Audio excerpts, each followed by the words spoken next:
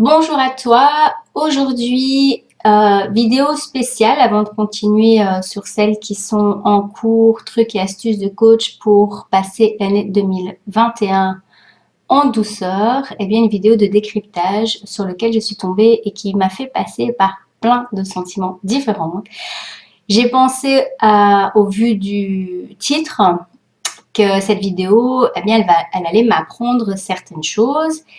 Et d'un côté, j'étais assez déçue, mais d'un autre côté, j'ai bondi sur plusieurs arguments. Et je me suis dit que je pouvais pas la laisser passer, surtout que l'une des deux personnes qui est dans cette vidéo est venue à mon domicile. On avait un personnage très sympathique d'ailleurs. On a pu discuter ensemble et il fait partie, en tout cas, elle a été invitée à un colloque de la FECRIS, qui est la Fédération internationale des antisectes, dont la directrice franc-maçonne m'avait refusé l'accès parce que j'avais eu mon diplôme de Reiki, en me donnant l'argument que toutes les personnes qui travaillaient dans l'énergétique étaient des gourous.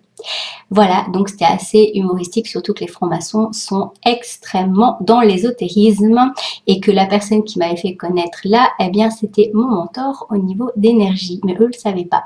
Donc voilà, ça m'a bien fait rigoler en tout cas et j'étais super contente de ne pas faire partie de ce genre de groupement. Alors revenons à nos moutons, je vais partager l'écran.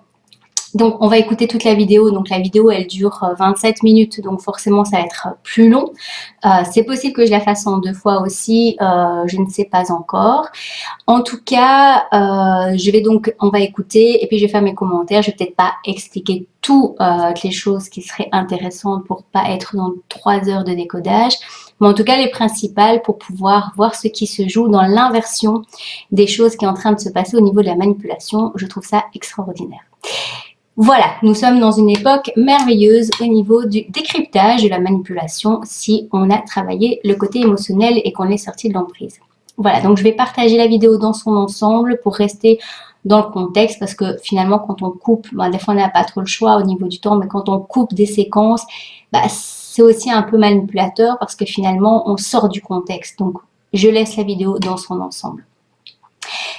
Donc, je partage l'écran et c'est parti. Voilà, tu vois, le titre ici, c'est « Théorie du complot, pourquoi y croit-on » Voilà.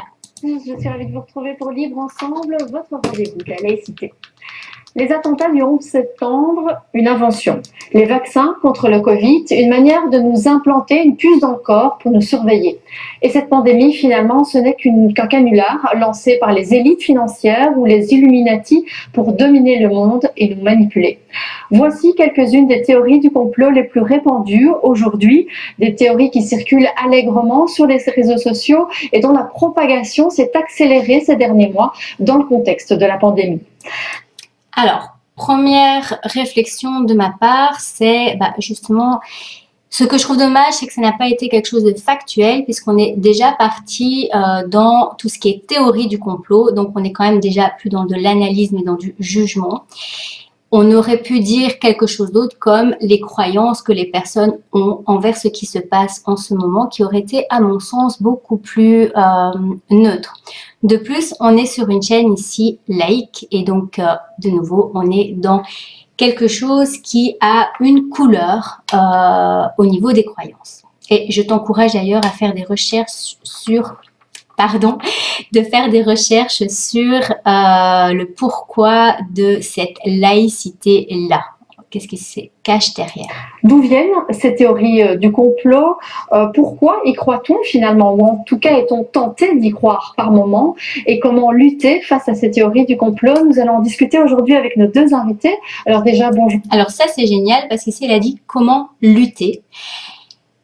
Donc l'intention, elle est déjà là. On n'est plus dans le fait d'être dans le partage au niveau des croyances et de laisser l'occasion aux personnes de pouvoir se faire leur propre opinion. On est dans une lutte. Et qui dit lutte, dit jeu de pouvoir. Bonjour à tous les deux. Bonjour. Et merci d'avoir accepté notre invitation. Tout d'abord, donc Sébastien Chenavet, vous êtes doctorant-chercheur au GRAL. Donc le GRAL, c'est le groupe de recherche en rhétorique et en argumentation linguistique de l'ULB. Vous êtes également professeur de français dans plusieurs hautes écoles. Et alors, vous avez écrit ce livre, dit « C'est quoi les théories du complot ?» Donc un livre paru aux éditions de la Renaissance du livre. Et alors, à vos côtés, Frédéric Thomas. Bonjour. Bonjour. Donc vous êtes linguiste, doctorant-chercheur en psychologie cognitive au laboratoire Cognition humaine et artificielle à Paris, enseignant aussi en psychologie à l'université Sorbonne Nouvelle, et alors auteur dans la même collection, donc Sébastien Chenavet, d'un livre qui s'appelle « Dis c'est quoi l'esprit critique ?» Alors ces deux livres, ils ont été illustrés par deux illustrateurs de talent. On a Canard, pour votre livre, Frédéric Thomas, et alors Jonathan Bousma pour votre livre, Sébastien Chenavet. Donc deux dessinateurs qui ont accepté qu'on diffuse leurs illustrations pendant l'émission. On aura donc le plaisir de les voir pendant les 28 prochaines minutes. Alors, j'ai envie de commencer avec vous, Sébastien Chenavet, et de reprendre tout simplement le titre de votre livre. Finalement, dites, c'est quoi les théories du complot? Je dirais dans un premier temps que les théories du complot, on en entend beaucoup parler en ce moment, avec des étiquettes très différentes, pensée complotiste, discours complotiste, théorie du complot. Et dans le livre, ce que j'essaie de montrer en essayant de dialoguer avec mon interlocutrice, c'est de montrer que parmi toutes ces définitions, il y en a une qui semble pertinente pour essayer de faire le tri et de proposer une définition, je dirais, qui permet de comprendre et d'envisager l'actualité, voilà, sur le sujet des théories du complot, avec un angle plutôt rhétorique. Et celui-ci se caractérise, cet angle rhétorique se caractérise par 4 éléments, à savoir que la théorie du complot est une théorie de l'histoire, un discours sur l'histoire, qui va mettre en œuvre un certain nombre d'arguments qui sont tout à fait utilisés par vous et moi dans l'actualité, mais qui, cumulés, vous amènent sur une pente logique qui, inéluctablement, vous amène à considérer l'histoire comme une série de complots, tous tramés par un interlocuteur et un groupe de personnes bien particulier, dans lequel il n'y a pas de hasard, qui prend pour cible un groupe, comme je l'ai dit, bien déterminé, et ce groupe va persister dans sa mauvaise foi, sa capacité à faire œuvre de mauvaises actions, etc. Et puis, surtout dans cette vision des choses, on va utiliser un argument dit de l'abduction, à savoir qu'on va très vite passer des indices à des faits. On va considérer ces indices directement comme des faits et comme une appréciation qui permet de considérer que ce qui se déroule là sous nos yeux est une véritable machination, un véritable complot organisé par un groupe particulier. Alors, ici, ce qui est intéressant, c'est qu'ils nomment pas le groupe. Le groupe bien déterminé, alors, elle l'avait nommé au début, c'était les Illuminati, bon, les francs-maçons, les oligarches. Quand on regarde un petit peu l'histoire de la franc-maçonnerie, c'est hyper intéressant d'aller voir tout avant la franc-maçonnerie et le catholicisme, quels sont les liens entre les deux. Et donc voilà, je trouve ça intéressant qu'il n'ait pas nommé le groupe en tout cas, parce que s'il en parle, c'est que logiquement il doit le savoir. Et puis alors au niveau de ce qu'il appelle l'abduction, donc moi je ne connais pas trop ce terme, mais ça me fait penser au fait que on pourrait se dire dans la vie que ce qu'on parle des causes à effet. Voilà. Et là, on est vraiment en train de travailler sur ça en ce moment en disant, par exemple, comme il disait, il n'y a pas de hasard.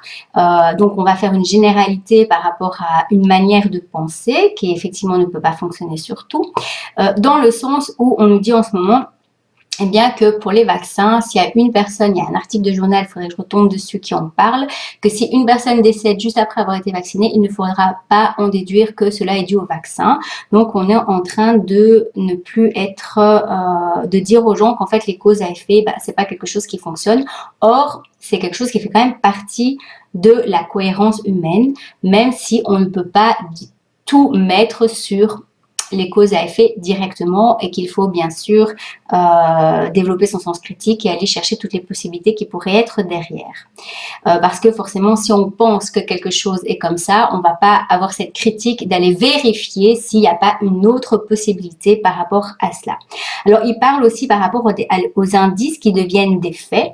Et c'est vrai que là, je suis tout à fait d'accord avec lui dans le sens où il y a il y a deux grandes sortes d'argumentation, de manière de raisonner, de raisonnement. Il y a le raisonnement circulaire et le raisonnement linéaire. Donc dans le raisonnement circulaire, donc je te mettrai dans la description aussi l'article que j'ai écrit là-dessus. Dans le raisonnement circulaire, on va partir d'une hypothèse pour aller d'hypothèse en hypothèse pour faire que cette hypothèse devienne un fait. Alors que dans le raisonnement linéaire, on va partir d'un fait pour expliquer un autre fait. Et donc, forcément, il y a un côté qui est juste dans ce qu'il dit, mais il faudrait un petit peu aller chercher plus loin et donner des exemples pour un petit peu mieux comprendre. Voilà, on continue. Donc, sur base de certains indices, on va un peu les surinterpréter, en fait, les surinterpréter pour en déduire des choses ou établir certaines corrélations aussi entre des événements qui ne sont pas nécessairement liés. Oui, tout à fait. Et ce qui est, je dirais, intéressant dans cet argument, c'est que, comme je l'ai déjà dit, il est utilisé de manière très courante par vous et moi, et aussi par des professions tout à fait respectables, comme les médecins, comme les enquêteurs, à savoir que quand un médecin vous voit arriver dans son cabinet et que vous avez la gorge qui gratte, probablement, vous avez peut-être une toux. Il va commencer à faire une enquête beaucoup plus précise avec des extraits pour voir si véritablement vous avez une toux. Il va vous dire, non, prenez telle médication et d'ici quelques semaines, ça passera. Donc, vous voyez... Alors là, je trouve que la manière il aurait pu franchement travailler un peu plus sur l'argumentation parce que là, il est en train de nous dire clairement que nos médecins sont d'une incompétence pas possible. Ah oui, si vous toussez un petit peu, alors prenez un petit médicament, ça va aller bien. Et effectivement, nous sommes dans une médecine où on va travailler sur les symptômes et pas sur les origines. Donc ça, c'est super intéressant de voir que pour moi, ici, l'argumentation n'a pas été vraiment pris en profondeur. Pour moi, ça ne tient absolument pas debout. Mais par contre, si un médecin pose les bonnes questions, qu'est-ce que vous avez mangé hier, alors les homméopathes, ils posent énormément de questions par rapport à ça pour trouver ces corrélations. Et d'ailleurs, la personne, la présentatrice a dit, ce n'est pas nécessairement lié. Pas nécessairement, ça ne veut pas dire que ce n'est jamais lié. Le problème de l'humain, c'est qu'il y a souvent ces problèmes d'extrémisme. D'ailleurs, le problème sectaire, c'est un problème d'extrémisme. C'est où tout est bon, tout est mauvais, il n'y a pas de juste milieu. Donc ça, c'est vraiment un problème aussi d'avoir l'esprit fermé. Et donc ici, par rapport aux médecins, si vous prenez un médecin homéopathe, donc moi j'ai été 2-3 fois voir un médecin homéopathe pour un problème et j'ai reçu 10, 15, 20 questions qui lui ont permis de faire des corrélations, qui lui ont permis de me donner le médicament qui était bon et je n'ai plus jamais eu ce genre de symptômes parce qu'elle a été travaillée sur des choses beaucoup plus loin, donc sur l'origine du problème. Voilà. Après, on y croit pas, l'homéopathie. En tout cas, les homéopathes vont vous poser beaucoup plus de questions pour faire des corrélations, ce qui n'est pas le cas de la majeure partie des médecins traditionnels. Cet argument est utilisé par le commun des mortels et sans en faire à lui seul, si on veut, le nœud et le centre d'une théorie du complot. Il faut qu'il se mêle à d'autres types d'arguments pour pouvoir former véritablement une vision de l'histoire versée dans le complot tel que je l'ai défini. Alors, Frédéric Thomas, dont je disais, vous êtes psychologue mais aussi linguiste. Et est-ce qu'au niveau du discours, de l'analyse finalement du discours, il y a des points communs entre toutes ces théories du complot? Il y a des choses qui se retrouvent dans toutes les théories et qui sont très différentes, qui se regroupent parfois mais qui sont aussi très différentes. Tout à fait.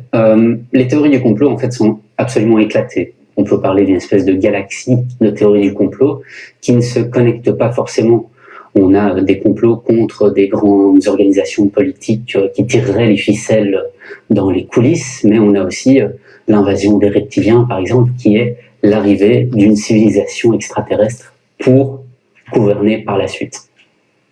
Alors, ce qu'on retrouve dans toutes ces théories du complot, c'est une opposition au consensus d'experts. pas forcément à la version dite officielle, puisque une version officielle, ça peut être beaucoup de choses, ça peut être des médias, du politique. Non, non, c'est simplement un consensus d'experts qui émet une opinion, et la théorie du complot va venir frapper cette opinion en disant « oui, mais ». Si on regarde ça, on peut aussi penser à ça. Et en effet, vous le disiez tous les deux, elle va aller chercher des corrélations et des indices pour créer de nouveaux faits.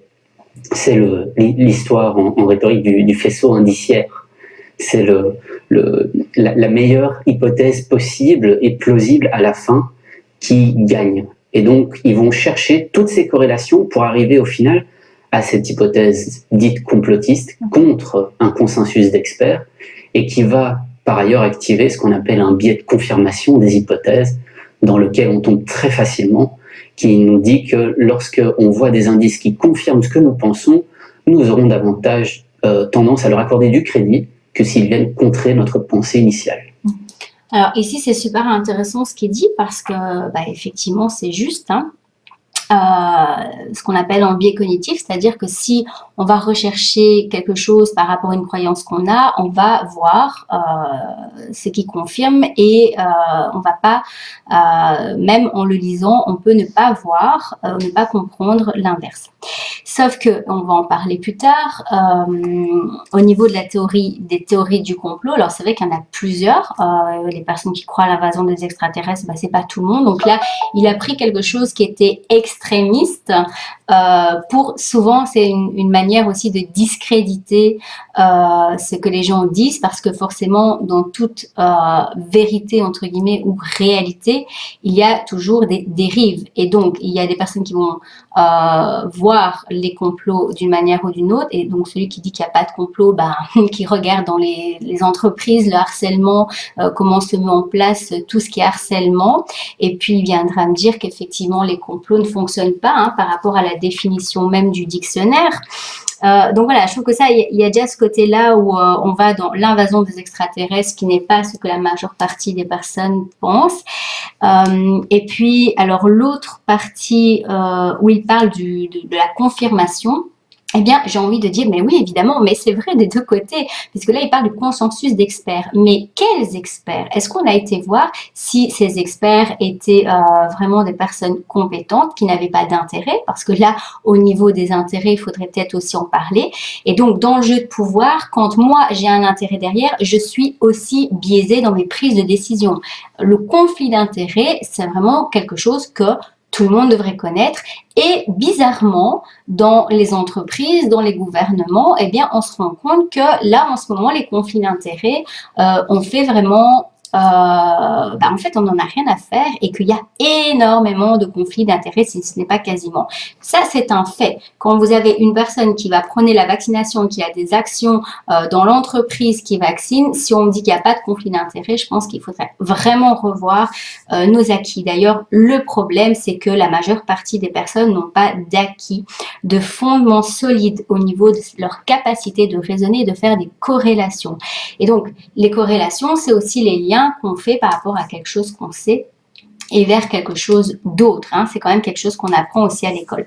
Donc c'est clair qu'on ne peut pas faire des corrélations dans tout et qu'on ne peut pas voir le hasard dans tout, mais si on ne le voit nulle part, il y a une personne de la chaîne Mysteria qui est experte dans les francs-maçons. Alors, c'est pas du tout au niveau de la théorie du complot, mais au niveau des décodages et des décodages dans le Walt Disney qui est franc-maçonnique et dans leur manière de fonctionner, qui est hyper intéressant. Et j'aime bien parce qu'il dit, celui qui voit des complots partout et celui qui n'en voit nulle part, en fait, dans les deux problèmes, on a deux problèmes parce qu'on est dans deux extrêmes et que les deux sont dangereux finalement. Voilà, donc on va continuer. Alors, on citera quelques théories, on creusera encore ça, mais je voulais savoir, Sébastien Chenavet, est-ce que finalement les théories du complot, c'est quelque chose de nouveau, qui est né avec Internet et avec les réseaux sociaux, ou c'est finalement quelque chose qui a toujours existé dans l'histoire? Alors, on pourrait le croire, c'est-à-dire avec l'émergence des médias numériques et des réseaux sociaux, on a cette impression un peu, je dirais, facile de penser que les théories du complot arrivent en masse comme ça de nos jours. En fait, si on remonte le fil de l'histoire, on voit qu'à certaines période, on a des témoignages, je pense là tout de suite au 19e siècle, de personnages, notamment journalistes, qui expliquent très bien qu'ils vivent dorénavant dans une société de mensonges, que tout s'est effondré et que les mauvaises nouvelles vont bon train. On peut comme ça remonter le fil de l'histoire. Je dirais, ce qui est particulier aux théories du complot, c'est qu'elles se concentrent véritablement à l'émergence de la modernité. Et donc, avec la Révolution française, on a là un événement qui vient bouleverser, je dirais, le prisme par lequel les gens avaient l'habitude de regarder leur réalité, à savoir, voilà, la société d'Ancien Régime, le roi, et tout d'un coup, tout s'effondre. Et c'est à partir de ce moment-là que les grandes théories du complot, dites un peu théories du complot classiques, viennent émerger. Je pense par exemple voilà, au discours de l'abbé Berruel sur la Révolution française. On voit que c'est à partir de là, à partir de cet événement fondateur, que les théories du complot émergent véritablement en tant que discours construit sur l'histoire et l'histoire longue. Parce que certaines théories du complot font remonter le complot à plusieurs milliers d'années. Donc voilà, ce qui est très intéressant aujourd'hui, c'est qu'on baigne dans un univers culturel qui est fasciné en fait par les théories du complot. Frédéric a parlé des biais cognitifs et j'imagine on va en reparler. Ça fait... Alors, ce qui est intéressant ici par rapport à l'histoire, je pense que si on part du fait qu'un complot, par rapport à la définition du dictionnaire, ce sont plusieurs personnes qui fomentent quelque chose. Alors, ça peut être positif ou négatif. On va ici parler au niveau négatif contre les autres sans que eux le sachent. Je pense qu'on peut regarder dans l'histoire et que ce qui s'est passé avec Hitler, ce qui s'est passé quand les gens se sont révoltés à la Révolution française, je pense qu'il y a bien des gens qui ont dû se réveiller et de se dire il y a un problème et il faut qu'on arrête de continuer à rester dans cet esclavagisme, dans cette maltraitance, et c'est comme ça qu'ils se sont rebellés. Donc, effectivement, je pense que la compréhension de la maltraitance volontaire d'une minorité de personnes sur les autres est quelque chose d'extrêmement ancestral et qui a à voir l'histoire pour le voir. Ça m'étonnerait vraiment que les personnes ne se soient pas organisées entre eux et se soient posé des questions par rapport à ce qui se passe avant de faire une révolution.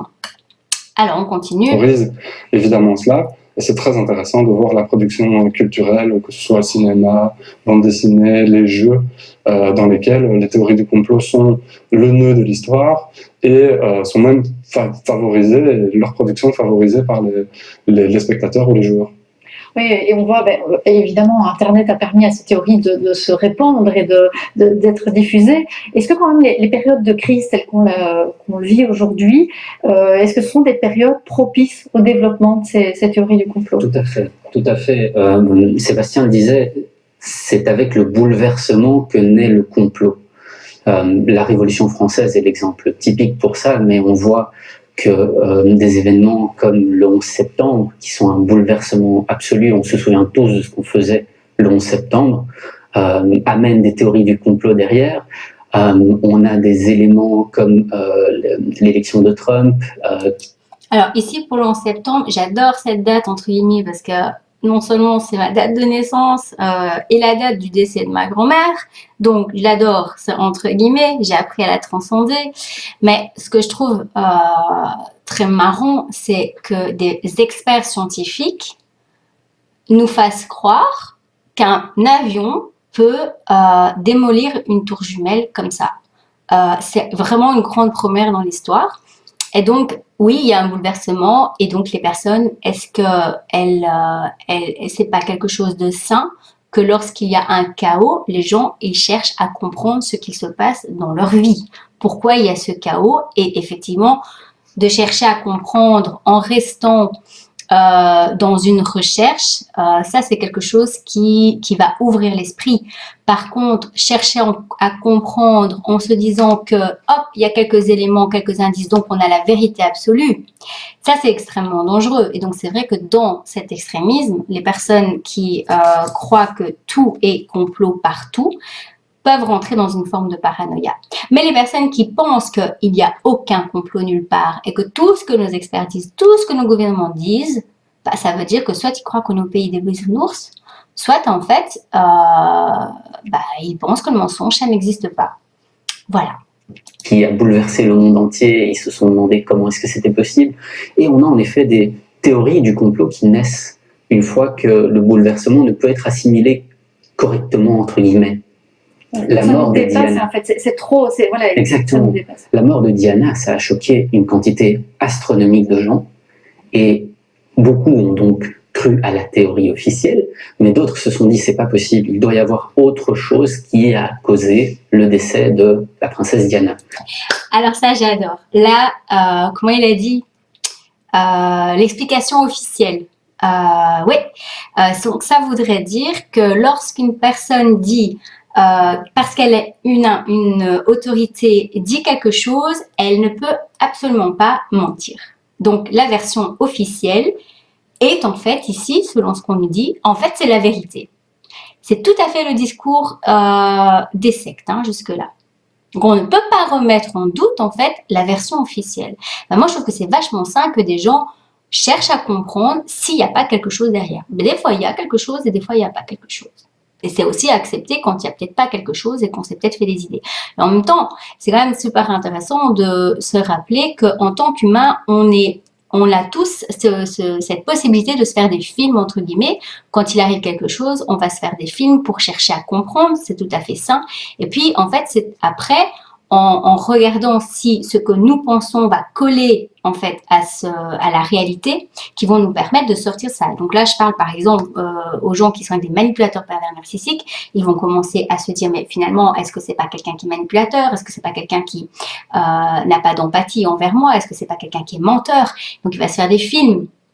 Ces films vont peut-être aller au-delà de la réalité. Et ensuite, en échangeant avec les personnes, en lisant des livres, on va s'apercevoir si c'est le cas ou pas. Et une fois que la personne a trouvé, parce qu'en fait c'est ça, pourquoi on va chercher une raison, c'est parce que ces recherches, elles vont nous permettre de nous sentir mieux d'un côté et elles vont surtout nous permettre aussi de prendre des décisions parce que n'oublions pas ici, dans ce qui nous occupe en ce moment, c'est qu'il y a une décision quand même extrêmement cruciale qui est d'accepter de vivre avec des lois liberticides et puis surtout d'avoir un vaccin et d'être tracé de partout.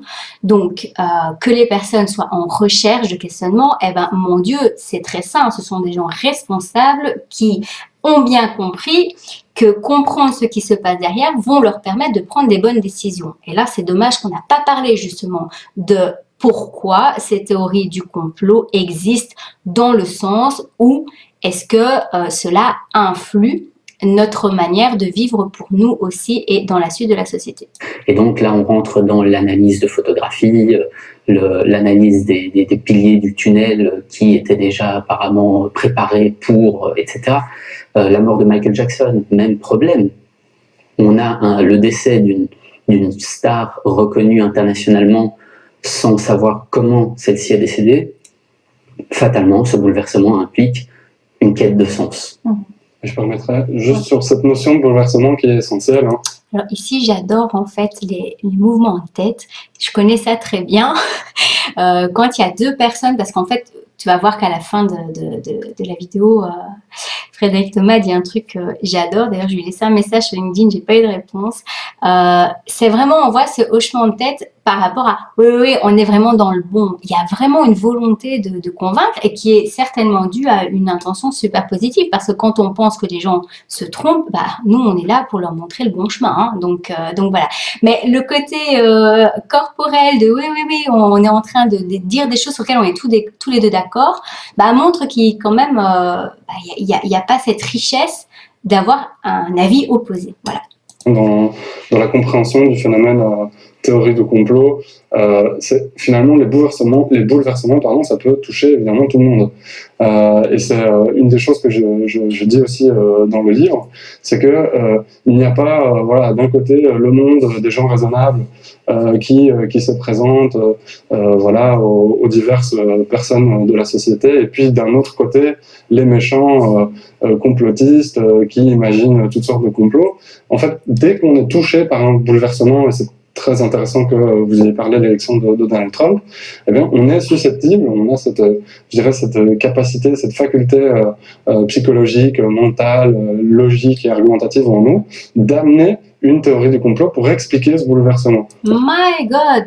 Donc ça veut dire que quand on vit un bouleversement, on est en train de se fabriquer des théories du complot. Ouais, c'est ce que j'appelle les films en fait. Mais j'adore comment le rapprochement est fait. Donc ça veut dire que dès que tu vas perdre ton travail, ton conjoint va avoir une violence envers toi, il va y avoir un conflit parce que c'est tout ça les bouleversements. C'est pas que le monde extérieur. En fait, dès que tu vas te poser des questions, waouh, tu vas être dans la théorie du complot. Dis donc, je trouve que le rapprochement, il est quand même assez violent. Oui, par rapport à l'élection de Donald Trump, dont on parle là comme ça très furtivement, je trouve que ce qui est intéressant, c'est que moi personnellement, mon mari, il a suivi en fait en direct les résultats des votes, et lui-même, avant qu'il y ait eu toutes ces vidéos pour expliquer tout ça, m'a dit mais c'est bizarre, il allait gagner, et pouf, en une fois, comme dit Donald Trump, à 4 heures du matin, ça a tout à fait changé, c'est du jamais vu. Donc je crois qu'il y a un moment donné, quand il y a des choses qui sont visibles et qu'on veut pas les voir, c'est la théorie du complot de l'autre côté, quoi. Enfin, c'est waouh. Bon, voilà. Mais je trouvais que ce rapprochement-là, j'avais pas fait attention à la première fois que j'avais écouté la vidéo. Il est quand même vachement violent, hein. Donc, si tu réfléchis, tu te poses des questions, pourquoi tu vis un bouleversement, eh bien, tu es en train de te faire des théories du complot. Heureusement que les gens se posent des questions par rapport à ce qu'ils vivent, parce que ceux qu'ils vivent ce qu'on vit, c'est quand même lié à des choses par rapport à nos décisions de vie, par rapport à nos comportements, par rapport au comportement des personnes extérieures. Donc, le fait de réfléchir à ce qu'on est en train de vivre de négatif pour pouvoir le changer, waouh, ça développe l'esprit critique et ça nous permet d'être créateurs de notre vie et de prendre des bonnes décisions. Donc, je t'encourage vraiment à continuer à faire ces théories du complot à l'intérieur de toi. Je dirais si ça te permet de changer les choses dans ta vie. On l'a vu au moment de l'élection de Donald Trump dans le camp démocrate, par exemple, où on imaginait que son élection était due en fait à un trucage des élections par la Russie et Vladimir Poutine. Et puis aujourd'hui, là, les faits qui se déroulent en ce moment même et même les jours précédents au Capitole montrent à l'inverse que la défaite de Donald Trump engendre le même type de réaction et de pensée complotiste. Alors ici, on prend un cas comme une vérité. Donc là, il est en train de donner la vérité. La vérité, c'est qu'il est en défaite. La vérité, c'est qu'il n'y a pas eu de trucage. Alors que même Le Monde, il y a des années, a montré que dans toutes les élections, il y avait on appelle ça des trucages, enfin donc je sais plus le nom. Et là, en fait, il nous fait un résumé super court où on va même, alors c'est une comparaison, hein, c'est intéressant parce que j'avais fait aussi une vidéo là-dessus sur les comparaisons. Est-ce qu'on est d'accord avec cette comparaison? Bon, ici, il n'y a pas d'échange, donc voilà, c'est ça aussi le problème dans ce genre de vidéos, c'est qu'on amène plein de blabla et de choses et qu'on peut pas décortiquer les choses avec lesquelles on est d'accord ou pas. Donc, moi, je t'invite vraiment, quand il y a des vidéos qui sont là pour convaincre, de prendre surtout le temps de décortiquer ce que les gens disent et de voir avec quoi tu es d'accord ou pas. Et donc ici, il a la version officielle de nouveau, comme quoi c'est une défaite, qu'est-ce qui s'est passé au Capitole, on l'explique pas clairement et on sort quelque chose de son contexte et on va comparer ça avec quelque chose d'autre. Il y a pas de raisonnement, de discussion. Donc, je te mettrai aussi dans le lien la vidéo sur les comparaisons, le fait d'utiliser certaines comparaisons qui vont faire des liens dans le cerveau, mais alors que la comparaison n'est pas adéquate. Et du coup, j'ai envie de rebondir sur ce que vous dites. C'est effectivement ce qui s'est passé ces derniers jours au Capitole, au Congrès américain. Est-ce que ça montre que ces théories du complot, elles sont pas juste un risque théorique et un risque, voilà, pour des gens qui croiraient ça de chacun de leur côté sur les réseaux sociaux, mais est-ce que c'est un vrai risque pour la démocratie? Bon, alors là, ce qui est intéressant, c'est que de nouveau, elle parle du Capitole, mais on ne sait pas de quoi elle parle, en fait. Donc, on n'est pas du tout sur la même longueur d'onde. Moi, je peux imaginer. Moi, ce que je sais des vidéos que j'ai vues n'a absolument, à mon avis, rien à voir avec ce que cette personne en parle, mais en tout cas, lié certainement à ce que la version officielle dit. Bien sûr, bien sûr. Toute théorie du complot part d'une hypothèse, de quelque chose de très abstrait, d'une formation de la pensée pour essayer d'expliquer un phénomène qu'on ne parvient pas à expliquer ou dont on n'accepte pas l'explication. mais les théories du complot mènent parfois, pas systématiquement, à des actions. Et on le voit en ce moment, en effet, au Congrès américain, c'est que il y a une théorie du complot selon laquelle l'élection a été truquée, théorie qui a été diffusée massivement par le président Trump, et qui donc enjoint la population qui croit que cette élection a été truquée à venir manifester au Congrès. De là, on connaît les incidents qui s'en suivent. Donc oui, les théories du complot peuvent mener après à une prise d'action et souvent à une réaction violente contre l'establishment et contre la pensée ordinaire dont s'écartent justement les complotistes. Voilà, et là on y est. La pensée ordinaire. Eh bien, on est exactement dans la même situation que les gourous. Il y a une pensée, et donc si tu ne suis pas cette pensée, tu es un apostat, tu es un mécréant. Et donc, si vous n'êtes pas d'accord avec la pensée ordinaire, c'est quoi la pensée ordinaire ici? C'est la pensée des médias, on est d'accord. C'est la pensée des médias qui sont liés avec l'État. C'est pas la pensée des journalistes indépendants. Voilà. Et donc, juste pour le truc, moi, la vidéo de Twitter de Donald Trump où il demandait au calme et qui a été censurée tout de suite, nous, on l'a reçu, d'autres personnes, mais on l'a pas vu dans les médias. Bon, moi, personnellement, je n'écoute pas tellement les médias, je lis plutôt des articles. Et voilà. Donc là, je trouve que c'est... On peut critiquer les sectes, mais alors, si ce que les sectes font n'est pas juste, je dis ça parce que Frédéric Thomas travaille dans tout ce qui est radicalisme, et donc si on utilise un argument pour quelque chose, il serait tout à fait juste d'utiliser ce même argument de l'autre côté. Donc, c'est en train de nous dire que si on ne pense pas de manière ordinaire, qu'est-ce que ça veut dire?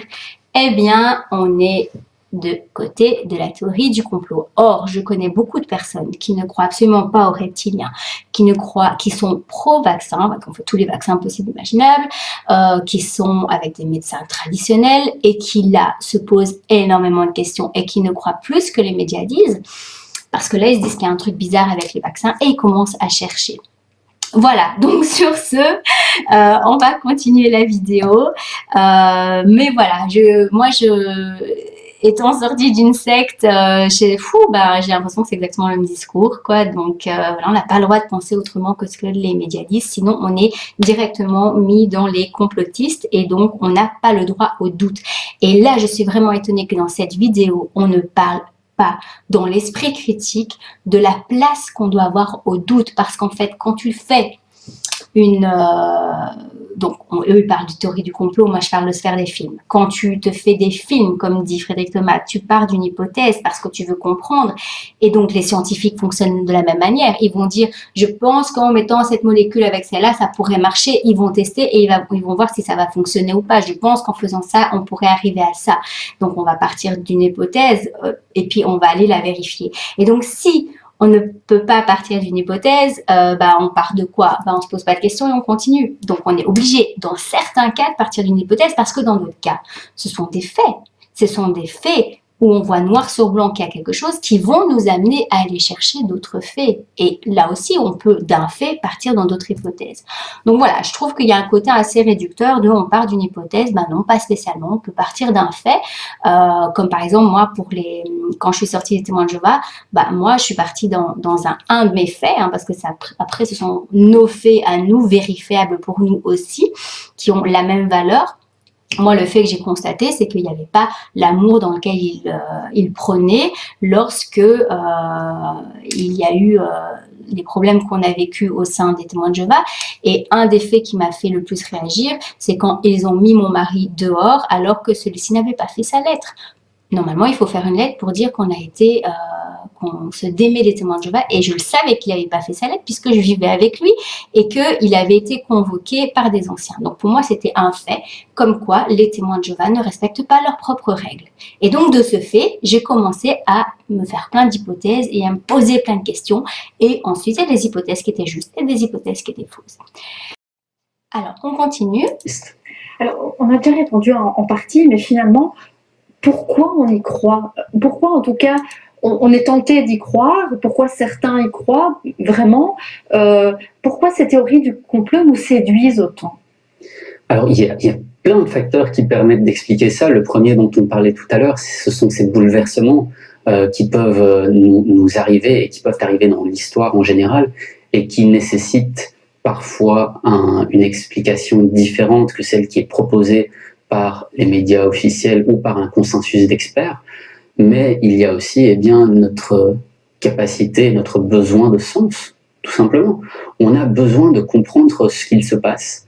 Et parfois, on n'a pas accès à la réalité qu'on souhaite analyser. Alors, ici, ce qui est super intéressant à retenir, c'est que moi, je trouve ça vraiment super que parce qu'on a besoin de sens, on va chercher à comprendre. Waouh, ça s'appelle la clairvoyance. Alors, c'est vrai qu'il y a un danger, c'est que de vouloir toujours avoir une réponse va favoriser le fait que les réponses qui sont toutes faites, donc où il n'y a pas besoin d'aller chercher, où on a une réponse qui est là rapidement, toute faite, le prêt à penser, va amener la personne à se dire waouh, il y a quelque chose qui est là, tout fait, qui a l'air de correspondre à tout ça, et donc c'est la vérité. Ok, cette chose-là, on peut le vivre dans tous les domaines et c'est là la complexité. Je dirais qu'au niveau de la philosophie, ce serait super intéressant de se poser la question, mais qu'est-ce que la vérité finalement? Parce que si on prend la réalité et les manières différentes d'entrevoir cette réalité, ce qu'on appelle des prismes différents, c'est cette richesse en fait de la manière différente de la percevoir cette réalité, c'est toutes ces multitudes de regards différents qui va faire qu'on va voir cette réalité qui va ouvrir notre esprit. Et donc, je te mettrai aussi en lien dans la description un poème d'un prêtre qui a parlé de cette vérité. D'ailleurs, j'ai une de mes filles qui a fait qui a découvert la philosophie avec un prof, donc sur cette question, qu'est-ce que la vérité? Elle a mis 1 an quand même pour faire ce travail de recherche, pour au résultat ne pas avoir une réponse justement claire et nette. D'ailleurs, il faut bien savoir que la problématique des sectes, c'est qu'elles offrent une vérité absolue et donc il n'y a pas moyen de remettre en doute cette vérité. Alors je dirais que pour se protéger justement de ne pas rentrer dans des choses qui sont fausses, c'est comme dirait Einstein, de se dire que toute information n'est qu'une information et donc finalement de ne pas se dire ça y est, j'ai trouvé la vérité, mais d'être en recherche continuelle et de pouvoir remettre en question ce qu'on a appris, autant d'un côté que de l'autre et de se dire que finalement au niveau de l'information il n'y a personne qui a une information toujours véridique même au niveau des faits d'un côté comme de l'autre, mais c'est plutôt le regroupement de plusieurs choses qui va amener à avoir une idée globale quand même de certaines choses. Mais croire qu'on ne peut pas savoir quelque part et que tout est caché, qu'on ne peut pas savoir tout dans les détails bien sûr, mais qu'on ne peut pas connaître quand même le sens des choses, c'est aussi un grand mensonge universel qui permet aux gens finalement de jamais se positionner. Surtout quand il y a des prises de décision importantes qui concernent notre vie, je pense que c'est super important de pouvoir faire toute cette recherche, d'aller dans les deux côtés de ce qui est dit, que ce soit au niveau des médias, que ce soit au niveau des journaux indépendants. L'une des plus grandes théories du complot, c'est celle du négationnisme. On n'a pas accès à ce qu'il s'est passé à l'époque, donc, entre guillemets, on peut dire ce qu'on veut pour faire sens.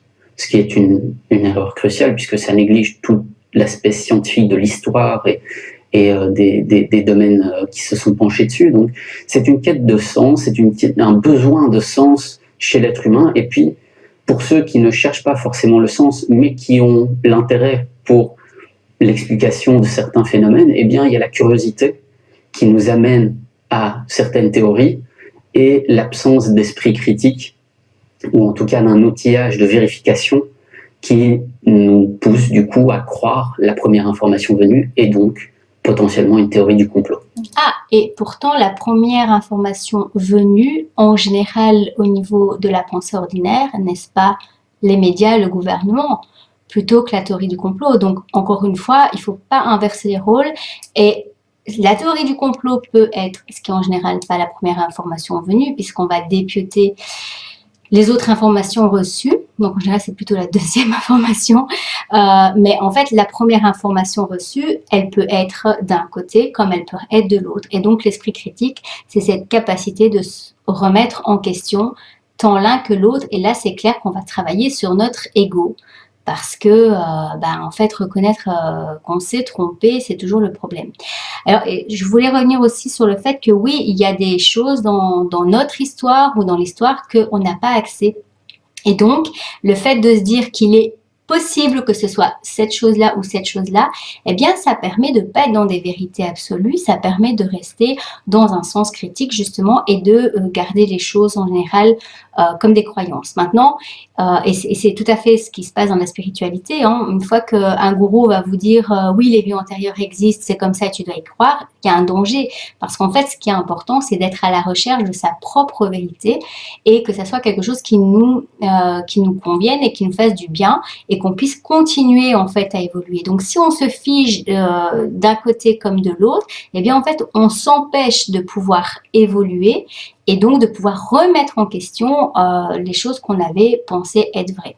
Donc, si on reste toujours dans cet esprit critique de, eh bien, il est tout à fait possible que d'un côté comme de l'autre, ça soit vrai ou faux, c'est beaucoup plus confortable et ça nous permet d'avoir beaucoup moins de difficultés, entre guillemets, à reconnaître qu'on a tort parce qu'en fait, l'idée, c'est pas d'avoir raison, sauf si on veut être dans l'ego ou dans la vérité absolue, ce qui est très enfermant.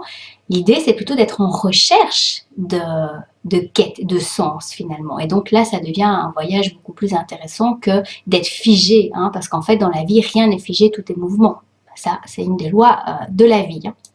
Est-ce que par exemple dans le cas du Covid où on se dit voilà il y a des gens qui étaient pendant le confinement seuls chez eux, très isolés, est-ce que ça c'est peut-être aussi le sentiment d'appartenir à une sorte de communauté, une communauté qui elle sait, parce qu'il y a beaucoup de vidéos qui ont circulé de personnalités plus ou moins connues et donc qui relayaient toute une série de théories autour du fait que voilà le Covid n'existe pas ou qu'il a été créé par des firmes pharmaceutiques ou autres.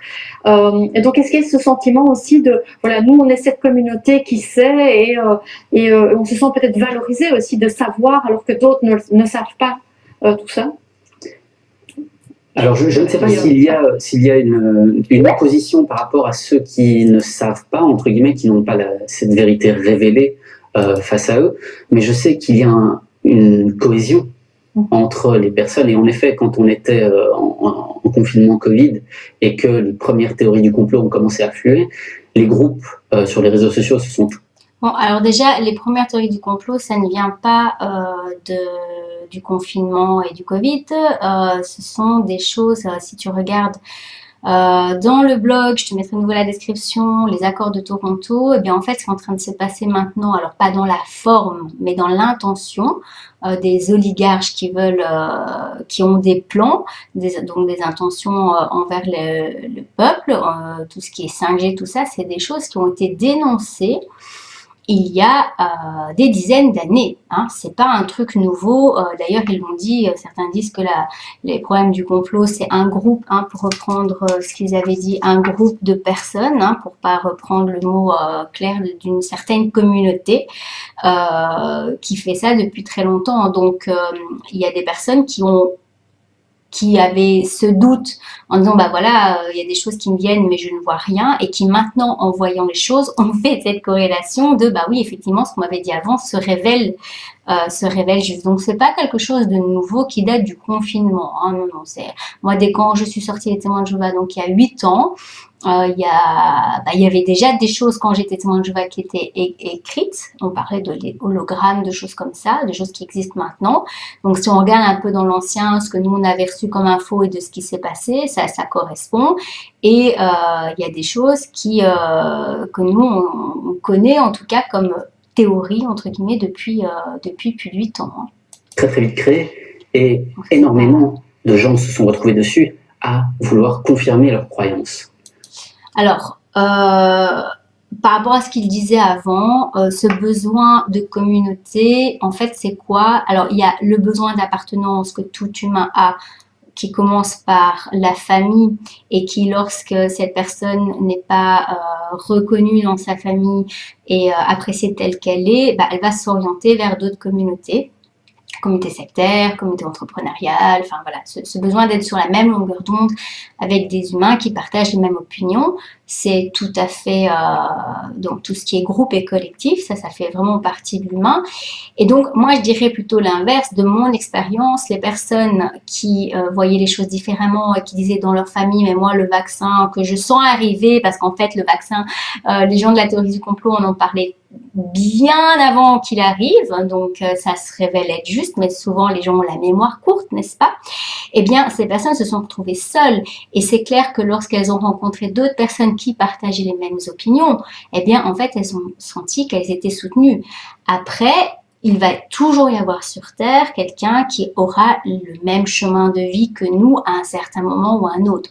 Moi, j'appellerais pas ça un besoin de communauté, mais plutôt un besoin de soutien de personnes qui se sentent seules et non comprises dans leur volonté de comprendre ce qui se passe et qui souvent n'ont pas de vérité absolue, mais qui, contrairement à ce qu'on nous dit, parce que la théorie du complot, c'est pas un truc comme la Bible où il y a des dogmes et il faut tout suivre, c'est des gens qui révèlent plein de choses, et je pense, comme on l'a dit au tout début, qu'il y a plusieurs choses qui sortent et qu'il n'y a pas un truc finalisé où, voilà, moi, il y a des gens qui m'ont dit, ouais, que la Terre était plate. Moi, personnellement, je crois pas spécialement que la Terre est plate.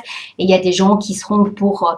Bon, ce qui se passe, c'est que comme les gens se sont sentis manipulés, qu'ils ont senti qu'on leur mentait, qui ont vu que l'État les a spoliés, qu'on permet à des gens d'avoir énormément d'argent, ça c'est un fait, et d'autres personnes qui ont de moins en moins qu'on grappille sur eux et qui sont considérées comme des esclaves modernes, mais trop boulot dodo, ben, ces personnes, forcément, qu'est-ce qu'elles ont fait? Eh ben, comme dit Frédéric Thomas, elles ont été chercher autre chose.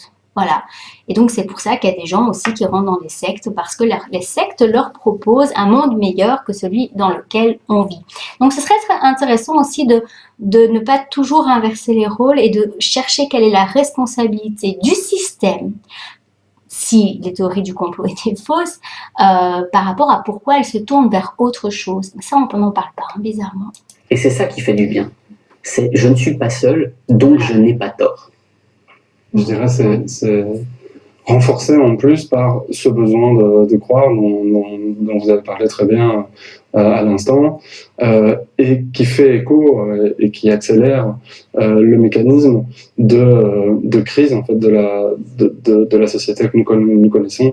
Là, vous avez pris l'exemple du Covid, mais s'il y a bien une chose que tout le monde a vu ces derniers temps, que ce soit via les médias ou même dans la réalité quotidienne, c'est que il y a une véritable crise à l'intérieur même de la médecine pour savoir tiens, est-ce que la solution là du docteur Raoult, est-ce qu'elle est fiable ou pas. Pourtant ce monsieur il a objectivement tous les critères d'un grand scientifique, il publie énormément selon les critères voilà, qu'on a à notre disposition pour qualifier le degré de compétence d'un scientifique, et pourtant il semble que voilà, sa solution ne soit pas acceptée par la communauté des médecins. Donc du coup, est-ce que la médecine est une véritable science objective, etc.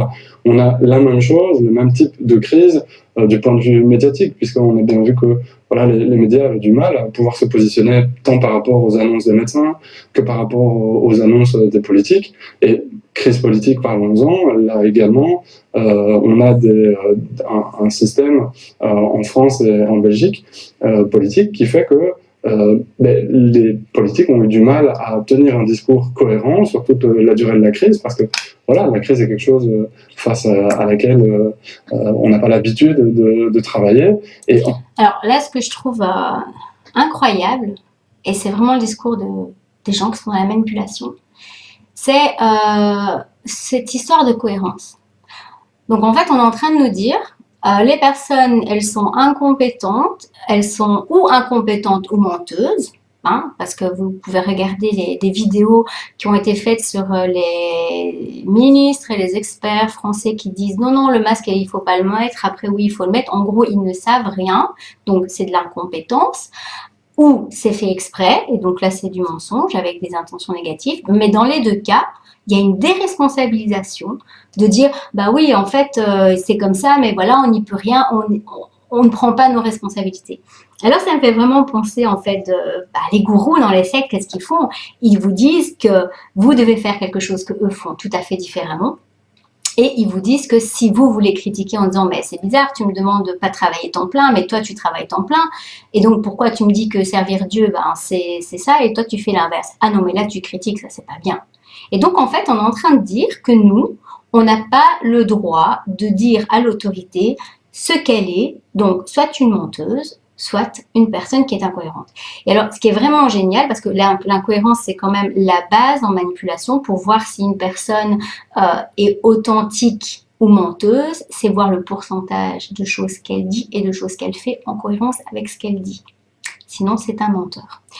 Et donc, ce qui est vraiment incroyable en Belgique, c'est que, exemple factuel, nous avons voté pour des personnes et un gouvernement qui s'est fait avec un gouvernement, en fait, que personne n'a voté. Mais ce gouvernement est en place. Ça, c'est quand même quelque chose de factuel. Et donc, on nous ment, on nous trompe, ils font quand même ce qu'ils veulent, ils suivent pas la Constitution, ils suivent pas les lois, et ça, c'est factuel. Et on nous dit, mais en gros, c'est vous qui vous trompez, c'est vous qui avez un mauvais état d'esprit. Donc, c'est quand même vachement flagrant. Mais comme on dit en manipulation, au plus un mensonge est gros, et au mieux, ça passe. Alors, une chose que je trouve aussi super intéressante du point de vue spirituel, c'est que, en fait, les manipulateurs, ils nous invitent à ne pas nous faire trop de films, justement, et à garder nos suppositions juste comme point de recherche et pas comme à nous aller trop loin. C'est-à-dire qu'on peut avoir une certaine clairvoyance et imaginer qu'il pourrait y avoir ça, ça ou ça, mais si on le clame trop vite, en fait, on va être discrédité. Donc, si on veut sortir de ce côté d'être discrédité, eh bien, moi, ce que je vous invite à faire, c'est vraiment être dans ce qui est factuel. Parce que la majorité des gens, de toute manière, ils vont oublier ce qu'on va leur dire de ce qui va se passer dans 3 mois, donc ça sert à rien. Mais au niveau factuel, de plus en plus de personnes qui sont pro-vaccin font plein de recherches et découvrent plein de choses. Après, ils vont voir d'autres choses, mais en tout cas, dans un domaine spécial de compétences, enfin dans un certain domaine, eh bien, les personnes peuvent ouvrir les yeux, pas à tout, mais à certaines choses. Et donc, dire que les personnes... Alors, ce qui est aussi marrant, c'est qu'en fait, maintenant, on va classer toutes les personnes qui ne sont pas du tout, pas d'accord dans tout ce que le gouvernement dit et fait, experts, médias. Donc, si vous avez juste un point de doute, vous êtes mis avec les complotistes. Donc, c'est quand même assez fort parce qu'il y a des gens qui sont extrêmement en colère avec ça, qui disent, moi, j'ai jamais été voir ces théories du complot, toutes ces choses-là. La seule chose, c'est que je trouve bizarre que on nous oblige insidieusement, ce qui va arriver petit à petit, à avoir ce vaccin, puisqu'on parle d'un passeport, on dit qu'on ne pourra pas prendre l'avion si on a le vaccin. Voilà, c'est des choses qu'on avait dit il y a longtemps, mais qui commencent à se mettre maintenant. Mais voilà, les gens ont la mémoire courte.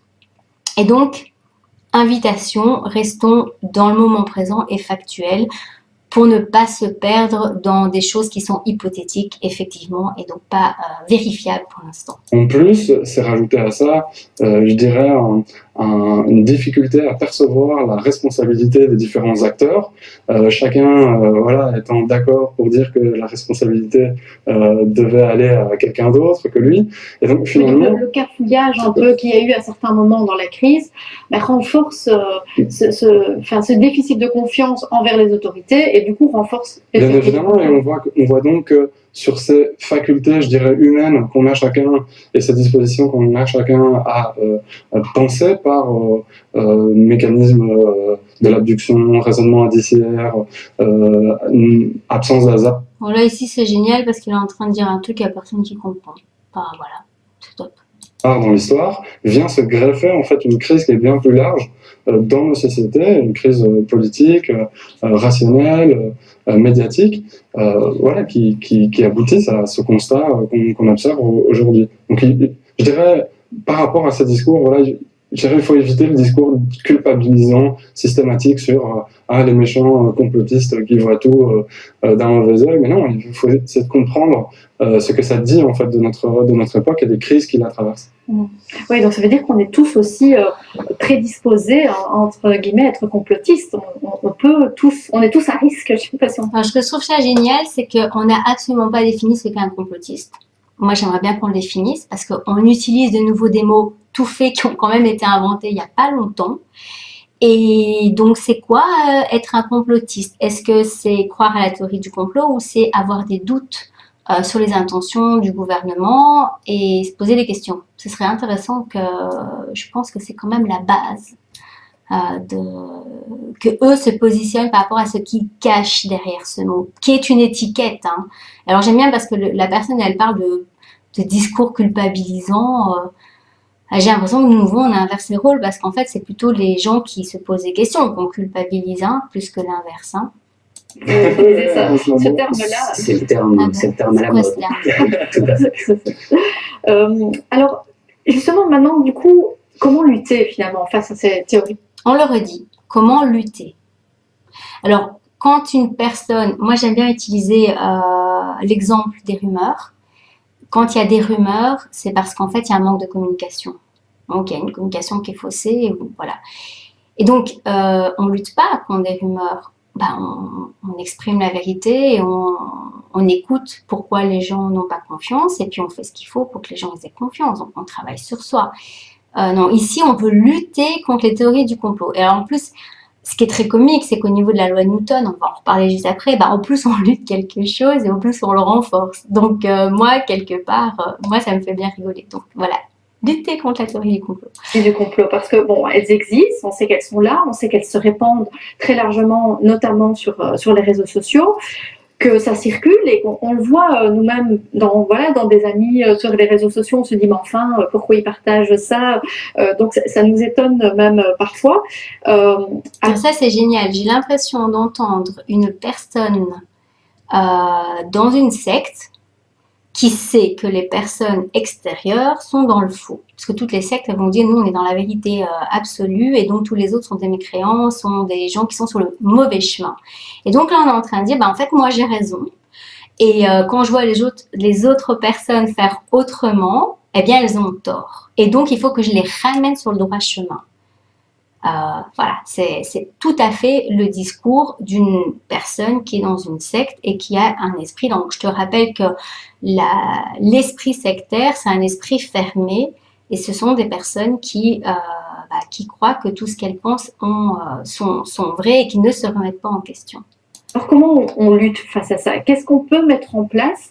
Alors, il y a un des points, je trouve qu'il y a une chose qui ressort de vos deux livres, c'est le fait que pour vous, la stratégie d'affrontement, la stratégie de mépris vis-à-vis de ces complotistes ridicules, imbéciles, c'est pas une bonne stratégie. Oui, alors du coup, j'aime bien parce qu'elle utilise un très bon mot. On met en place une stratégie. Hein. Comme dans le marketing, on met en place une stratégie. On va réfléchir, on va calculer comment faire pour que l'autre personne pense autrement. J'ai déjà fait un décryptage sur un article d'une personne qui donnait des stratégies telles qu'il le donne ici.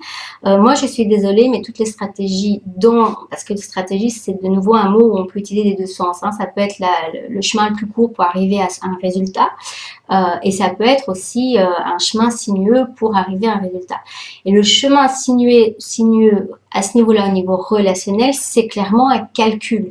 Ça veut dire que vis-à-vis des personnes extérieures, vous avez une stratégie, vous mettez en place des choses calculées pour leur faire penser autre chose. Et ça, c'est un jeu de pouvoir. Donc moi, les personnes, quand elles viennent me demander comment aider quelqu'un à se réveiller qui est dans une secte dangereuse, ce que je leur dis toujours, c'est de travailler sur leur propre jeu de pouvoir et d'être dans l'authenticité. Donc là, effectivement, elle parle de ne pas être dans la stratégie de l'affrontement, mais pour travailler ça, eh ben, il faut d'abord travailler sur son non-vouloir de vouloir convaincre l'autre. D'ailleurs, dans convaincre, il y a vaincre. Hein, le mot parle par lui-même. Et donc, si je ne veux pas convaincre l'autre, eh bien, qu'est-ce que je fais? Je respecte son libre arbitre. Donc, je ne suis pas dans le syndrome du sauveur. Parce qu'on est dans le syndrome du sauveur quand on veut faire quelque chose à quelqu'un qui ne nous a rien demandé. Et donc, toutes les personnes qui ne demandent rien et sur lequel on veut qu'ils pensent autrement, même si c'est avec les meilleures intentions du monde, eh bien, en fait, on va renforcer la problématique. Pourquoi? Parce que tout simplement, elles vont se sentir atteintes dans leur libre arbitre et à tort ou à raison, ça va les confronter, ça va les conforter qu'elles sont sur le bon chemin. Parce que quand on veut atteindre au libre arbitre à quelqu'un, c'est tout à fait sain que celui-ci ne vous écoute pas, parce que s'il vous écoute, finalement, il est super manipulable, puisque vous êtes en train de le convaincre qu'il est sur la mauvaise voie. Et qu'il faut justement ne pas les affronter. Mais alors, que faire? Alors, je vais rebondir déjà sur cette histoire de stratégie confrontationnelle.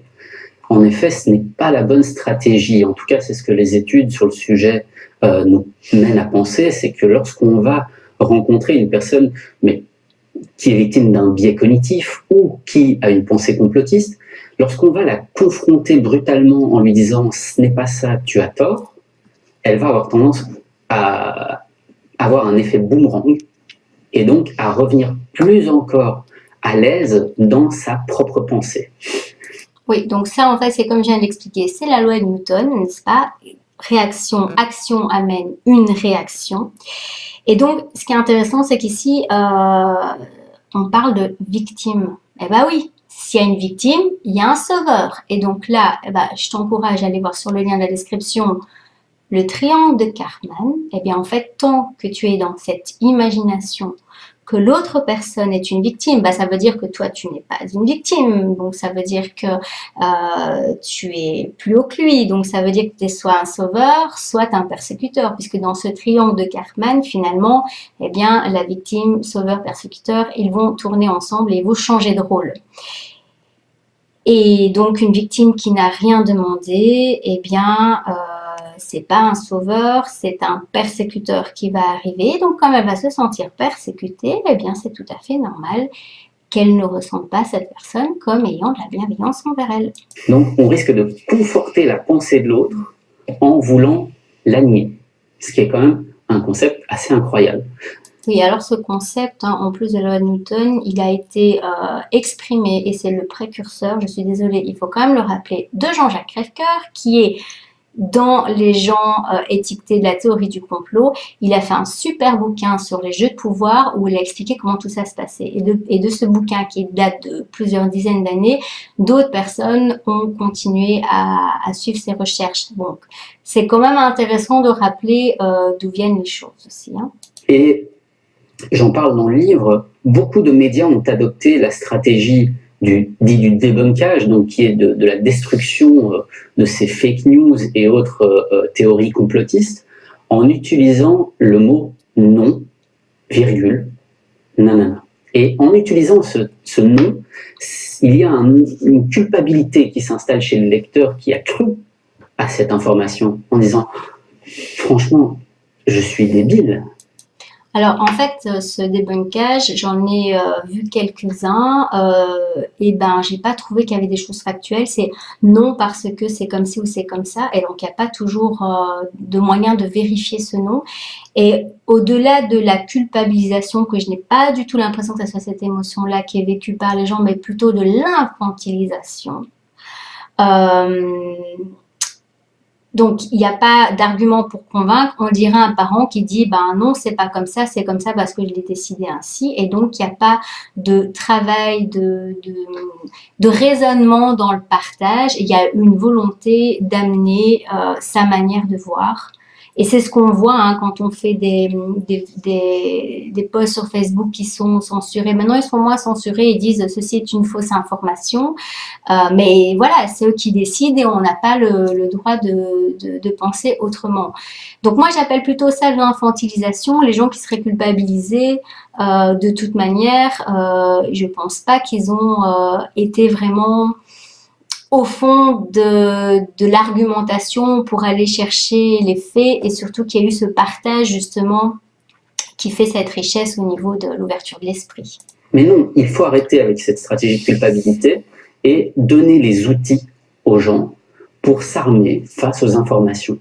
Alors oui, cette stratégie de culpabilité, il faut quand même savoir que dans l'explication d'Isabelle Nazar-Agar sur les manipulations parmi nous, la culpabilité dans les 30 caractéristiques, elle est en tête de liste. Donc, quand il y a une culpabilisation d'un côté, de toute manière, il y a la culpabilisation et la peur, et il y a de toute manière une manipulation qui se pointe. Hein. Parce que si on ne se sent pas coupable, ben, il n'y a pas d'emprise en fait sur nous. À pas confondre avec le fait de se sentir responsable. Hein. Okay, c'est différent. Une des méthodes pour ça, c'est ce qu'on appelle l'inoculation. C'est-à-dire qu'on va travailler avec les jeunes sur des complots complètement fantasques que personne ne croirait vraiment, leur montrer comment ils sont arrivés à ne pas croire à ce complot pour qu'ils puissent ensuite adapter ces outils vers des complots plus complexes. Bon, alors ça, je connais pas, ça m'intéresserait de creuser la question, mais par contre, je me pose la question, pourquoi les jeunes, tiens, c'est intéressant, bah oui, c'est un système scolaire. Alors, j'ai appris dernièrement qu'en fait, pour pouvoir comprendre le monde, il était important de connaître correctement les règles de grammaire. Eh bien, il y a 3 personnes que je connais qui étaient professeurs qui ne veulent plus professer parce qu'en fait, on leur empêche d'enseigner les règles de grammaire et de conjugaison puisqu'ils utilisent la méthode globaliste. C'est marrant hein, comme mot, globaliste, comme la sécurité globale. Mais ça ne peut être qu'une cohérence. Hein. Plus crédible. On voit tout de suite que cette stratégie est une stratégie à long terme, de longue haleine, et qu'elle est en soi en fait une forme de pari qui nous engage, Frédéric et moi, sur l'esprit critique, dans la mesure où voilà, on sait qu'on ne va pas peut-être tout de suite en percevoir les conséquences, mais ça reste un principe qui est, je dirais, au cœur, ou qui devrait rester au cœur de nos différentes stratégies pour lutter face à voilà, l'ignorance en général, hein, quelle qu'elle soit, avec cette conviction humaniste selon laquelle il est possible, simplement en faisant confiance aux individus et en leur parlant non pas comme à des enfants mais à des adultes, et du coup en revalorisant cette notion du débat, d'en sortir quelque chose de mieux, tous ensemble. Plus concrètement, quand voilà, on parle de valorisation de l'esprit critique, pour moi ça relève de trois différents niveaux, 3 différentes vagues.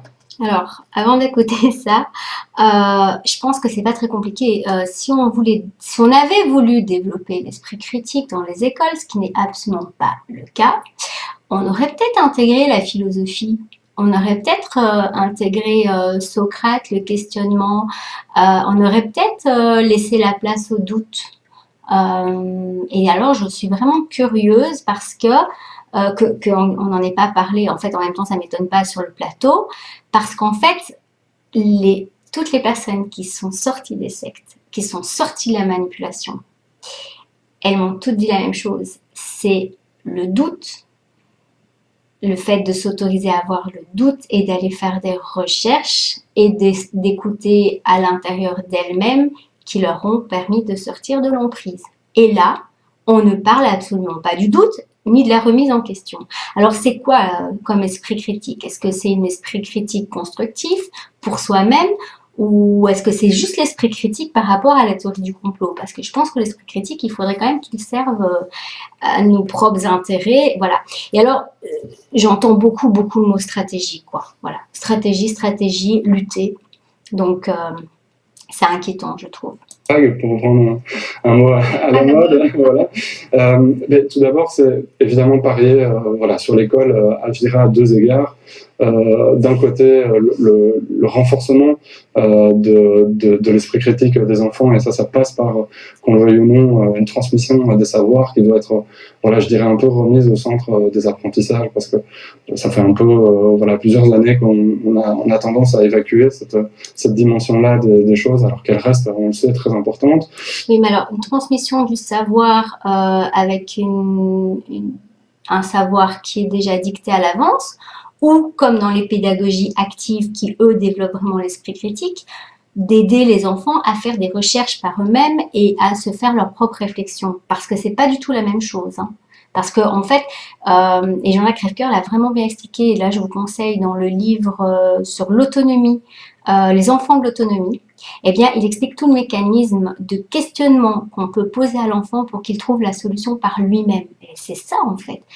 Quand on est victime, on a besoin d'un sauveur et on a besoin d'une solution. Quand on est responsable, on a besoin de se poser des questions à l'intérieur de nous pour trouver comment nous avoir nos solutions, qui peut même être de demander à quelqu'un d'autre, et pouvoir être l'acteur de sa vie et aller vers l'autonomie.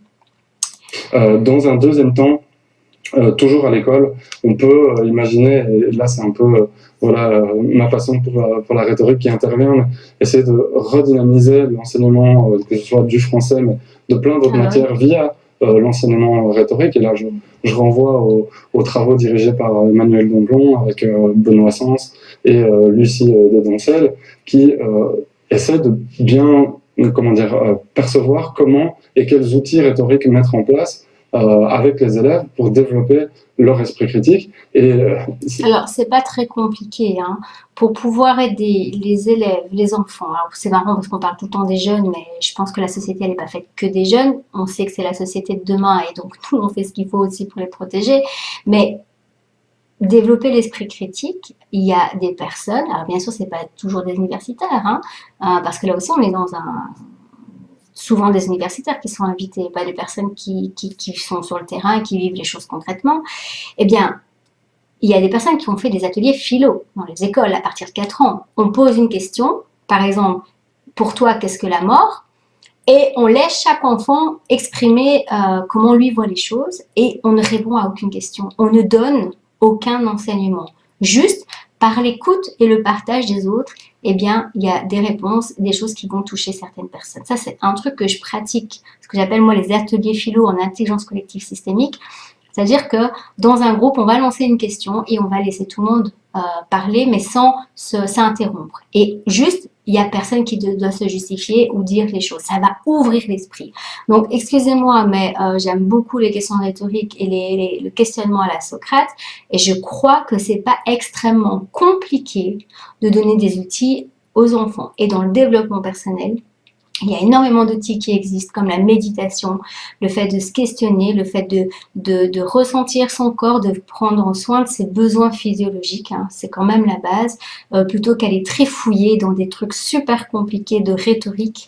La vie est beaucoup plus simple que ce qu'on veut nous faire croire et les outils sont super accessibles quand on est dans le partage. Donc c'est vraiment de sortir du fait qu'on croit avoir la vérité et que les enseignants doivent, donc, et ça c'est Jean-Jacques Crèvecoeur qui l'explique dans son livre des enfants l'autonomie, que souvent on croit que l'enfant est une page vierge et qu'il faut remplir sa tête, mais en fait c'est pas ça du tout, c'est plutôt l'aider à chercher en lui les ressources et faire ce travail de recherche qui va développer son esprit critique et sa personnalité en même temps, parce que si on n'a pas d'esprit critique, eh ben on n'a pas de personnalité non plus, parce que finalement on se coule dans la masse, hein. Là où c'est très intéressant pour nous tous, c'est que ce sont si on veut, des astuces et une boîte à outils qui étaient déjà utilisées en fait dans l'Antiquité, notamment par les grands théoriciens de la rhétorique. Et dans un troisième temps, j'en termine là, c'est tout simplement de réinvestir l'idée de débat et de démocratie sur ce sujet, histoire de laisser libérer tout le monde dans un premier temps la parole, quitte à ensuite revenir dessus et changer des arguments. Voilà, et donc échanger des arguments ou juste exprimer. Donc moi, ce que j'invite les personnes à faire pour ne pas être dans le jeu de pouvoir, c'est tout simple. C'est de ne pas vouloir convaincre et c'est juste d'exprimer si on est à l'écoute de nous, bien sûr, mais de juste pouvoir exprimer ce qu'on ressent à tort ou à raison et ce qu'on pense. Et en fait, quand on est là, on n'est pas dans un débat parce que de nouveau, le mot débattre, c'est battre. Donc, si je bats l'autre, je suis de nouveau dans une lutte, finalement. Alors que si je suis dans mon être authentique et je partage mes idées, l'autre, il prend pas, mais tout va bien parce que on est dans l'ouverture. Mais alors, je voudrais juste revenir, on arrive à la fin de l'émission, mais sur la question de l'esprit critique. Je conseille vraiment votre livre, qui est très didactique, et les deux d'ailleurs, est vraiment très didactique. Et je pense que pour les écoles, les élèves, c'est vraiment des livres qui sont adaptés, des formats agréables à lire, donc vraiment accessibles à tous. Mais alors, je voulais juste revenir une dernière question sur l'esprit critique. Est-ce que c'est pas une arme à double tranchant? Parce que dans les vidéos des complotistes, souvent, ils appellent les gens à faire appel à leur libre arbitre, à leur esprit critique et à ne pas être des moutons qui suivent la norme. Tout à fait, et c'est là le problème de l'esprit critique, c'est que l'esprit critique peut être utilisé par n'importe qui pour faire n'importe quoi. Exactement, merci. Et donc, pas que par les personnes qui parlent des complots, ça peut être utilisé, et ça l'est à mon avis, par les politiciens, par les médias, donc voilà, ça c'est juste. Et il faut un esprit critique qui est centré sur la vérification des faits, mais aussi l'objection de nos propres idées. Alors, ce qui est intéressant, c'est justement, c'est quoi un fait? Parce que c'est pas parce qu'une revue scientifique écrit quelque chose qu'on peut dire que c'est un fait, puisque on a bien vu qu'il y a des corruptions partout. Alors, si maintenant on dit qu'il y a de la corruption nulle part, ok, maintenant donc on est dans le pays des bisounours et tout va bien. Et maintenant, si on se dit qu'il y a de la corruption, que la corruption existe, quelle qu'elle soit, que l'erreur est humaine, comment définir qu'un fait est véridique? Je pense que c'est vraiment la base pour pouvoir développer l'esprit critique. Et donc, qu'est-ce qu'un fait et qu'est-ce que la vérité? Ce serait vraiment une super ouverture de pouvoir discuter de tout ça. C'est-à-dire qu'on va essayer de nier nos propres croyances et essayer de trouver l'argument contre nos croyances. On va essayer de trouver le point de vue opposé qui nous permet en fait de nous remettre en question de manière perpétuelle mais raisonnable aussi. Ouais, et donc ce que moi j'avais mis comme commentaire, et j'ai pas eu de réponse, j'attends encore sur LinkedIn, en dessous de la vidéo, c'est que j'ai beaucoup apprécié le fait de parler du point de vue opposé et que je trouve ça dommage que sur le plateau, il y avait 3 points de vue qui allaient dans le même sens. Comment on peut avoir une ouverture d'esprit et se faire sa propre opinion? Parce qu'en fait, l'esprit critique, elle nous amène à quoi? À se faire notre propre opinion. Sinon, c'est la manipulation de la pensée. Donc, si chaque humain se fait sa propre opinion, il faudrait pour ça être juste et donc pouvoir avoir les 2 points de vue, au moins 2 points de vue, dans un plateau comme celui-ci. C'est tout un travail à faire sur soi-même. Mais voilà, je pense que c'est important de douter, mais après se munir des bons outils. Et comme l'a dit Frédéric. Alors, donc là, ce que je dirais, c'est ok, c'est super, c'est important de douter. Et pourquoi on devrait douter que d'un côté et pas de l'autre? Donc moi, j'invite les personnes en fait à douter des 2 côtés, parce que même des choses qui nous paraissent vraies parce que ça conforte notre idée, on peut se rendre compte que ça peut être faux aussi. Donc même des choses qui vont dans le même sens ont pu être fabriquées ou ont pu avoir... Il y a des personnes en fait dans l'intention de vouloir sortir les gens d'emprise qui vont aussi inventer des histoires ou des choses. Et donc tout ce qui est manipulatoire, c'est-à-dire qui est basé sur un mensonge, à tort ou à raison, un jour ou l'autre, on va se rendre compte, parce que j'y crois quand même que la vérité sort toujours comme la lumière, sort l'ombre, se met toujours sur l'ombre et qu'elle est plus forte que l'ombre. Mais voilà, la vérité sort toujours, à mon avis, ça c'est ma croyance. Maintenant, peut-être qu'il y a des endroits où la vérité n'est pas encore sortie ou ne sortira jamais. Tout est possible. Confronté au point de vue adverse, rechercher la fiabilité des documents, c'est une base. Alors le problème, c'est que la fiabilité des documents voudrait dire aussi que tous les documents qui sont écrits sont toujours fiables, donc il n'y a pas de faux en écriture. Voilà, donc c'est vrai que le doute, il peut aller vachement loin quand même. Alors c'est là où le problème, c'est qu'on peut vite rentrer dans la paranoïa quand on ne croit plus. Et le problème des gens, en fait, qui se rendent compte qu'on leur ment. Parce qu'en fait, le problème, il est là.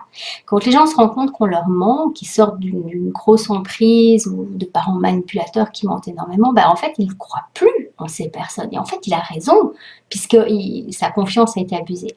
Moi, j'invite vraiment les gens à avoir toujours une confiance relative. C'est-à-dire que tant qu'au niveau des décisions de ta vie, les documents qu'on te présente n'ont pas trop d'importance, on s'en fiche un peu de chercher la vérité partout, on ne peut pas passer notre temps à chercher tout. Mais par contre, quand il s'agit de ton avenir, de ce qu'on va t'injecter dans le corps, de ce qu'on va mettre dans le corps de tes enfants, de ce que tu vas vivre au quotidien, là, je t'invite à vraiment faire un travail de recherche et dans les pour et dans les contre pour pouvoir avoir une vision globale. Qui doit continuer à être diffusée le plus largement possible. Et ça passera effectivement par l'enseignement. Voilà, au niveau du centre d'action laïque, on promeut depuis longtemps le cours, par exemple, de philosophie et de citoyenneté. Je pense que ce serait un des lieux où ce type de questions peuvent être abordées.